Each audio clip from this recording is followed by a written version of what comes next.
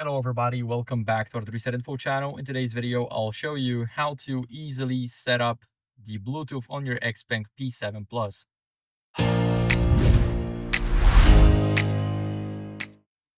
So this tutorial is for every single XPeng out here. All you guys have to do is go over into the vehicle settings by tapping on the vehicle icon. We're gonna go into the device connection, and here, as you guys can see, we got the paired devices.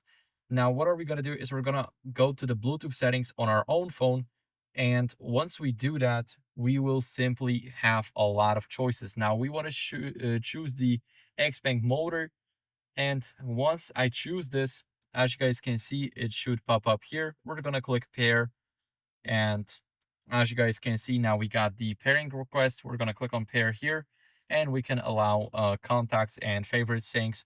Here we have the pairing request, and as you guys can see, we are connected. Now it asks me to connect to CarPlay, but I'm gonna decline it because I know that I can do that later. And as you guys can see, we are connected to the Bluetooth. So thank you guys for watching. If you enjoyed this video, then leave a like, subscription, and a comment, and I'll see you in the next one. Bye.